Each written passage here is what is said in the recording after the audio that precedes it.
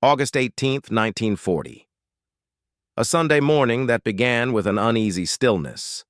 Across the quiet countryside of southern England, the summer sun filtered down through thin clouds, casting a warm, deceptive glow over fields, church spires, and winding hedgerows. The sort of morning that might have been perfect for picnics or cricket matches in any other year. But this was 1940, and Britain was not at peace. The Battle of Britain was raging, and the war in the skies was about to reach a level of fury it had not yet known. This day, August 18th, would be remembered by historians, pilots, and survivors as the hardest day. By mid-August, the war in Europe had changed everything. France had fallen in just 6 weeks. The Netherlands and Belgium were gone. Norway was occupied. Denmark hadn't lasted more than a few hours. Hitler's blitzkrieg had rolled across Europe with terrifying speed and efficiency. Only Great Britain now stood in the way. An island nation, battered but unbroken, guarded by the narrow waters of the English Channel and the determination of its people. But the Channel was not an impenetrable wall. The Luftwaffe, the mighty German Air Force led by Reichsmarschall Hermann Göring, had launched an air campaign to break Britain from the sky. Operation Adlerangriff, Eagle Attack, was designed to smash the Royal Air Force and achieve air superiority as a prelude to Operation Sea Lion, the planned invasion of the British Isles. For weeks, German bombers had crossed the Channel in waves, striking airfields, radar installations, ports, and factories. The goal was to grind the RAF down, destroy its ability to defend the homeland before boots ever touched British soil. But Britain was not bending. RAF Fighter Command, under the command of Air Chief Marshal Hugh Dowding, had organized its squadrons into regional groups with a network of radar and observers feeding real-time intelligence into a centralized control system. It was an innovation unlike anything the Germans had encountered. Outnumbered and often flying multiple sorties a day, RAF pilots scrambled to intercept the enemy again and again. The fighting was brutal. Planes collided in the sky. Men burned in their cockpits. Parachutes bloomed across the skies like macabre flowers. By August 18th, both sides were exhausted and increasingly desperate. The Luftwaffe believed the RAF was on the brink of collapse. Reconnaissance showed damaged airfields and shrinking reserves of aircraft. Göring and his field commanders planned a massive, coordinated assault, one that would finally break British resistance. The targets were clear: the airfields at Kenley, Biggin Hill, Hornchurch, and the vital sector control station at RAF Tangmere. Supporting facilities at Ford and Gosport would also be hit. Fighter sweeps would protect the bombers. Ju-87 Stukas would dive-bomb infrastructure. Bf-109s and Bf-110s would escort and hunt British fighters. The attack would come in waves, relentless, unforgiving. But the British knew something was coming. Through radar and intelligence from the WWII service, British commanders had detected unusual buildups across Luftwaffe airfields in northern France. More aircraft, more fuel, more chatter on the radio frequencies. Pilots were briefed early. Maintenance crews worked through the night. Anti-aircraft gunners checked their sights and ammo belts. It was like waiting for a storm you could feel but not see, a pressure in the air, a stillness before impact. When the first waves came, around 8:30 a.m., they struck hard. Stukas screamed down on RAF installations with their distinctive wailing sirens, sowing terror before their bombs even hit. Explosions rocked hangars, control towers were damaged, fuel dumps went up in flames, fighter squadrons scrambled into the sky, some dodging bomb craters and fire as they lifted off. The skies above Kent, Sussex, and Surrey turned into swirling vortexes of speed, metal, and fire. Spitfires and Hurricanes dove and climbed in dogfights that twisted through the clouds. Engines roared, guns blazed. Men fought and died in the space between heartbeats. RAF Kenley was hit especially hard. Hangars were destroyed, barracks shattered. One Hurricane was blown apart on the ground as its pilot tried to taxi into position. At Biggin Hill, the operations room was buried under debris. Tangmere took a direct hit that gutted the sector operations building. And yet the RAF held. British pilots, many still in their teens or early 20s, fought with a ferocity born of desperation. They knew what defeat would mean. There was no fallback position, no second island. Britain was the last line. Some flew multiple sorties in a day, refueling and rearming in minutes. Others were shot down, parachuted into fields, patched up, and climbed back into the fight by afternoon. Mechanics and ground crews worked under fire, dragging burning aircraft away from fuel stores, replacing wings and engines amid falling bombs. At one station, a ground crew jacked up a crashed Hurricane under fire just to get another airborne. The Luftwaffe, for its part, paid dearly. Though German bombers achieved significant damage, they also suffered catastrophic losses, especially among their slow, vulnerable Stuka dive bombers. British fighters, once engaged, tore into the Stukas mercilessly. Dozens were shot down. Luftwaffe fighter escorts, stretched thin over multiple formations, struggled to protect the bombers and win control of the air.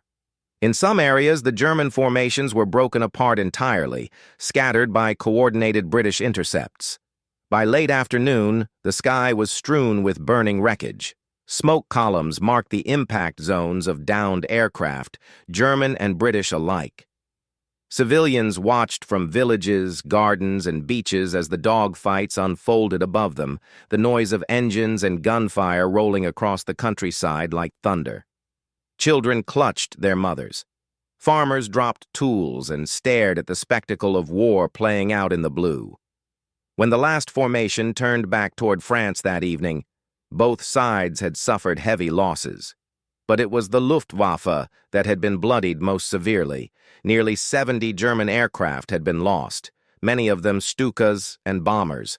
The RAF had lost fewer, but many squadrons were now operating at the edge of exhaustion.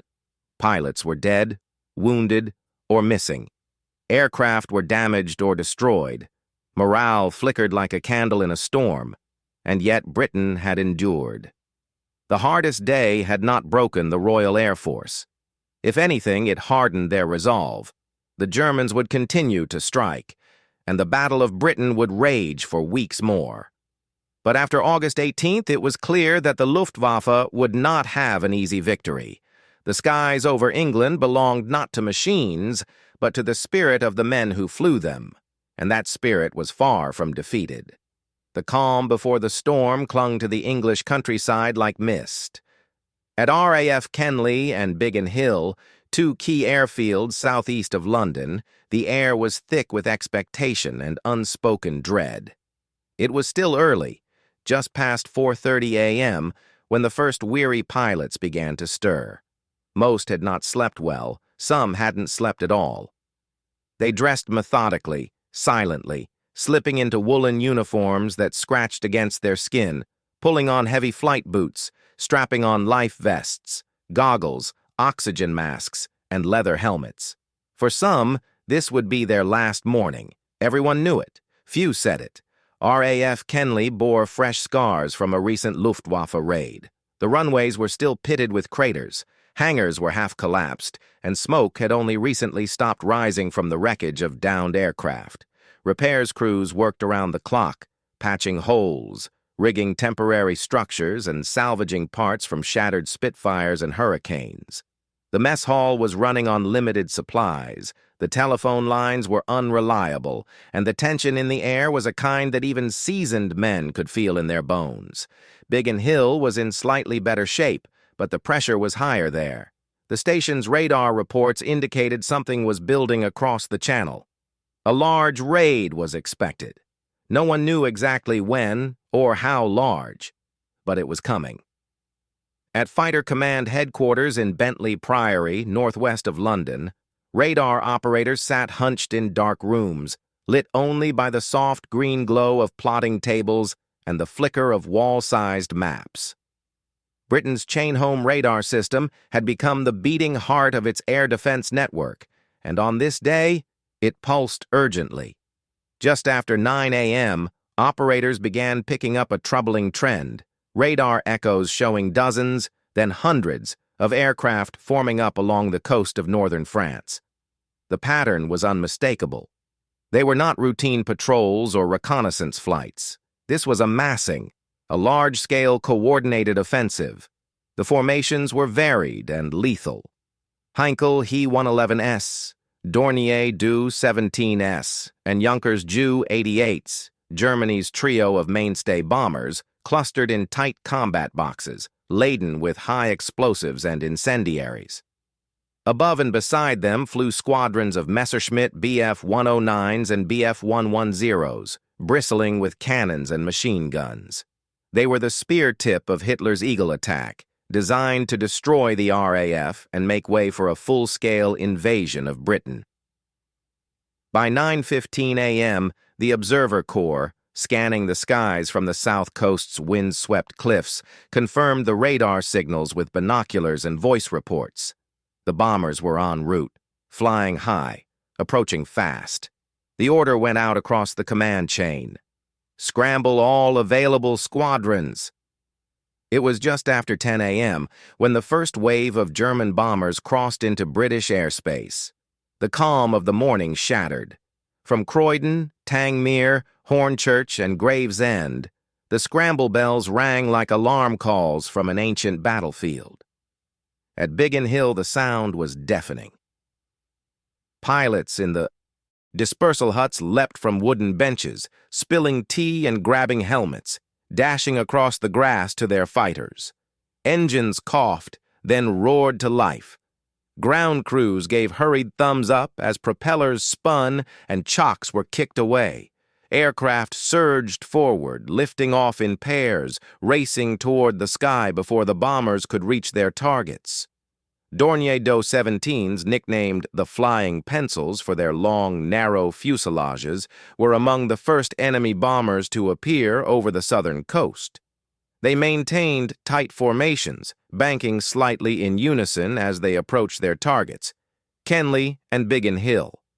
Behind them flew He-11S in V formations, droning ominously.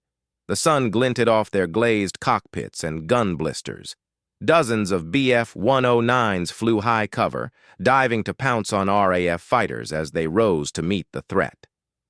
One of the first British squadrons to climb into the sky was No. 111 Squadron, based out of Croydon and flying Hawker Hurricanes. The squadron had earned a reputation for aggression, quick to climb, quick to fire, and fearless in pursuit. As they climbed through scattered clouds, the radio crackled with reports from other units. Enemy sighted, grid references, altitude corrections. The cloud cover was patchy, which made visibility difficult, but also allowed fighters to stage surprise climbs and dives. It was the kind of morning that could hide death in a sunbeam. At 15,000 feet, RAF pilots spotted the leading edges of the German formations. The battle was joined. The sky transformed into chaos. Contrails arced and twisted as Hurricanes and Spitfires collided with the incoming bombers. Bf-109s screamed downward in defensive dives. Machine gun tracers stitched the sky in orange streaks.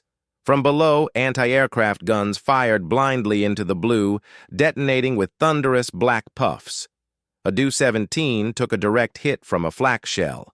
Its right engine burst into flames, and it spiraled downward, trailing black smoke like a comet. Kenley came under assault shortly after 10:30 a.m. Multiple waves of bombers dropped their loads with deadly precision. Hangars were shredded, runways cratered. Fires spread across the airfield. A parked Hurricane exploded as a bomb landed nearby, sending fragments cartwheeling across the tarmac. The operations block was hit. Personnel scrambled for cover. Ground crews fought fires with hand pumps and buckets, even as fresh bombs fell around them. Meanwhile, Biggin Hill braced for its own attack. German aircraft approached from multiple vectors. some diving low to avoid radar, others maintaining altitude for precision drops. Hurricanes from 32 and 610 squadrons intercepted them head-on. Dogfights erupted in multiple layers of sky, some at 20,000 feet, others barely above the treetops. A Spitfire from 610 Squadron rolled inverted, diving onto a Bf-109 that had latched onto a Hurricane's tail. At just 500 feet, the Spitfire opened fire, riddling the Messerschmitt's engine cowling and sending it plummeting into a hillside. For every German bomber that made it through, another was set ablaze or forced to abort. But the cost was high. British losses mounted as Hurricanes were outturned, outclimbed, or outnumbered. Several pilots were killed or forced to bail out, parachuting into burning fields or rivers. Ground observers tracked descending parachutes, some drifting calmly, others collapsing suddenly when lines were severed by gunfire. By midday, the first wave was retreating. Smoke pillars rose from both Kenly and Biggin Hill. Aircraft littered the countryside, some on fire, some broken in half. The morning had been one of the fiercest battles of the campaign thus far, and it wasn't over. More waves would come. The sky was still thick with the smell of cordite and oil. The battle for Britain's survival had entered a new, even bloodier phase. Over the Channel, dogfights ignite. By 11 a.m., the English Channel and skies over Kent had become a thunderous battlefield. High above the white cliffs of Dover, Spitfires chased Messerschmitts in tight spirals. Gunfire stuttered in short, deadly bursts. Trails of oil and flame marked where aircraft had been hit. Parachutes bloomed in the distance. Flight Lieutenant Geoffrey Page of No. 56 Squadron engaged a Dornier head-on, firing 3 machine guns until the German bomber burst into flames. He watched as the crew bailed out, their parachutes drifting into the sea. But Page himself took a hit moments later. Shrapnel ripped through his Hurricane, and he was forced to crash land. His aircraft skidded across a Kentish field, engine smoking. Medics pulled him from the wreckage. He was lucky to be alive.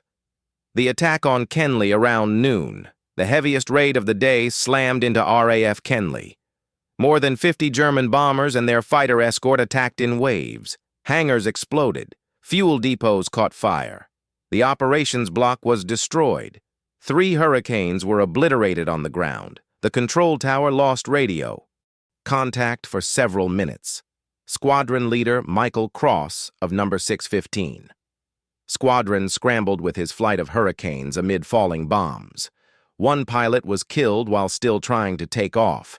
His plane consumed in an inferno before his wheels even left the ground. Despite the carnage, RAF ground crews worked valiantly. Under fire, they refueled aircraft, loaded ammunition, and towed damaged planes out of harm's way. The defense held barely, but Kenly was effectively knocked out of action for the rest of the day. The battle for Biggin Hill. As the German bombers wheeled back toward France, a second wave emerged over the Channel, this time targeting Biggin Hill. It was a crucial fighter base protecting London.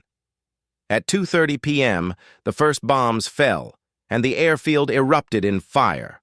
Runways were cratered. Hangars collapsed. A direct hit struck the operations room, killing several waifs, Women's Auxiliary Air Force, working the communications system. Pilots fought to launch under fire. One Hurricane pilot, his cockpit already filling with smoke, managed to lift off seconds before an explosion engulfed the dispersal hut behind him. In the air, No. 32nd Squadron fought tooth and nail to stop the bombers. Wing Commander Stanford Tuck, a rising ace, shot down 2 Dorniers and damaged a third, but he also lost 3 men from his squadron that afternoon. Luftwaffe losses and tactical failure. Despite their initial success in damaging airfields, the Luftwaffe suffered badly. British radar and fighter command coordination allowed Spitfires and Hurricanes to intercept most formations before they reached their targets. Many German bombers flew without adequate fighter escort due to fuel limitations of the Bf-109s. Those that penetrated faced swarms of Hurricanes attacking from multiple angles. Over 70 German aircraft were destroyed or severely damaged, including irreplaceable crews. Heinkel. He 111 tail gunners fought valiantly, but they were no match for coordinated RAF attacks. In one 20-minute span, 6 bombers were shot down near Maidstone. Parachutes littered the skies. Civilians on the ground watched in awe and horror as burning wrecks spiraled down into fields. British losses, painful but recoverable. The RAF also took severe damage. 68 aircraft were lost and 10 pilots killed. Many more were wounded or burned, but Britain could absorb the losses. Spitfire production was increasing, airfields could be repaired, and most crucially, pilots who bailed out over home soil could return to fight another day. For the Luftwaffe, the equation was different. Every bomber crew lost meant months of retraining. Morale in Göring's headquarters began to crack. Despite their numbers and initial advantage, the Germans could not sustain the attrition.